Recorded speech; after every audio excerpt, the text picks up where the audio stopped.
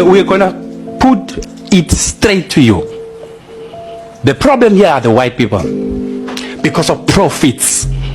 They control the South African economy. They are saying it in our faces that we are in control of the South African economy. It doesn't matter who is in control as government. And as a result, so they pride themselves to say we are in control. We even control government. As a result, we're saying we the black people are going to stand up and mobilize ourselves and take our land. We've got evidence to that effect. So even those who claim to be commercial businesses, we know you are there as a result of this. And we even did a mistake in law.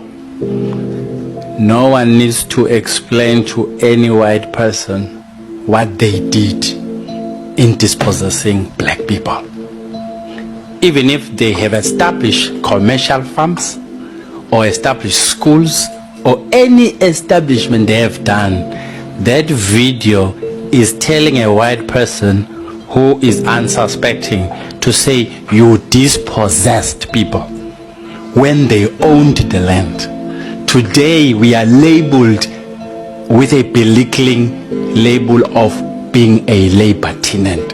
You are telling a person who once owned the land through their forebears. Today it is a white man who's a landowner.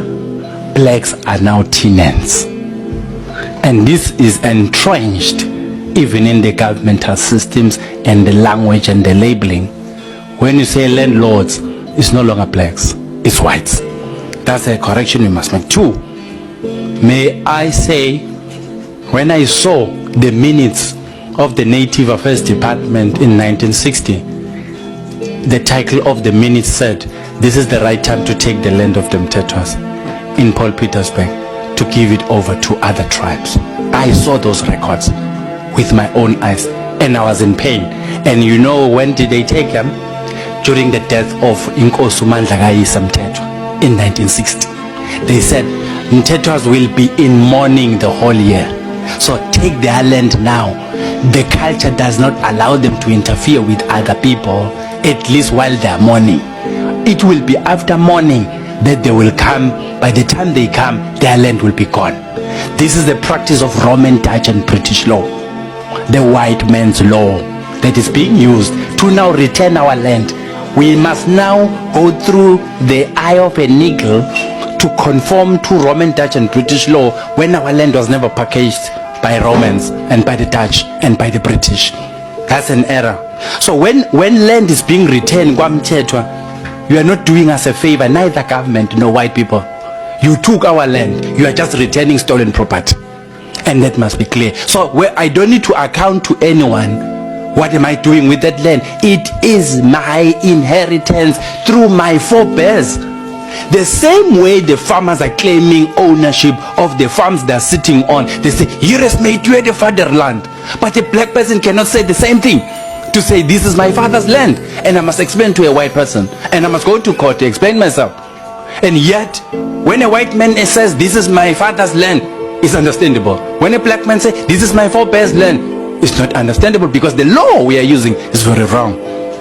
Let me go and say, I'm noting Alzu. I know Alzu is a big business in Mpumalanga. Even some of the toll gates, you'll see Alzu, eggs, Alzu. So it is a deliberate intention to take money to give to an established business under pretense that they will manage that money properly to then give black people an empowerment. The opposite is true. They're chowing the money, they're chasing out the people, and there's no accountability. I will follow that up. I know those guys. And they are both in mining, they're in Mpumalanga. So I'm picking that one up. Let me say the same applies with Optima Mine that I also know. Agri SA, you are saying you are a legal body. You are not a legal body. You're using the law to defend commercial farmers who are sitting on a land that was taken through Forced Removal Act. And I know the following stakeholders who benefited, and you are one of them as Agri SA, because you fall under the bracket of commercial industries.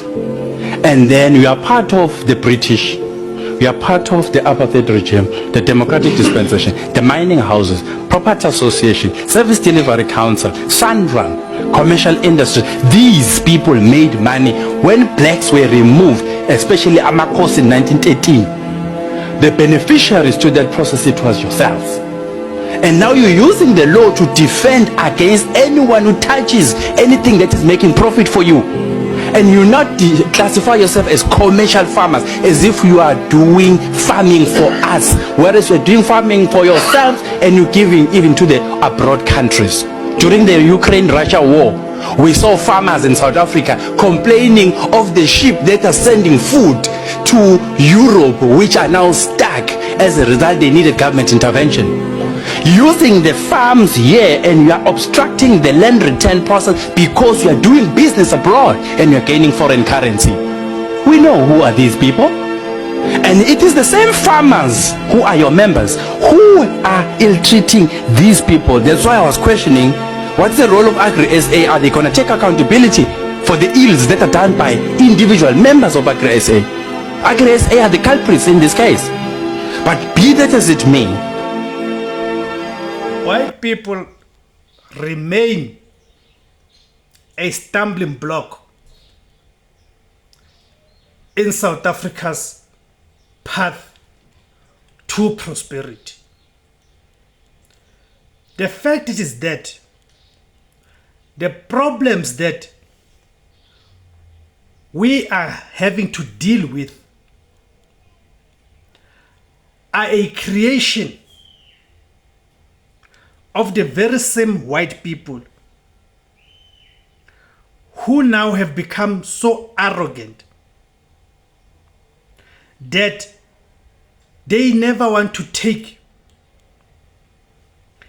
any accountability for the mess that they created, not for them as white people, but the mess they created for the natives of this land, which is us, the Africans. It is the white people who decided to come from everywhere they came from, dispossessed, disrupted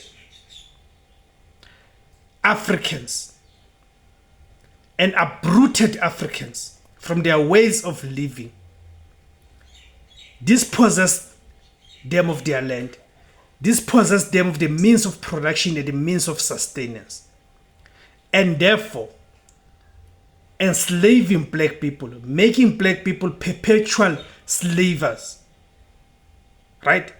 They made black people perpetual slaves and subjected black people to torture, made black people to be regarded as subhuman. Today we've got an economy that remains in the hands of the white minority, not as a creation of God, no, but as a man-made creation by white people. And in this they've been aided by the ANC, which through all its different administrations since 1994 has consistently refused. Thank you guys for tuning in.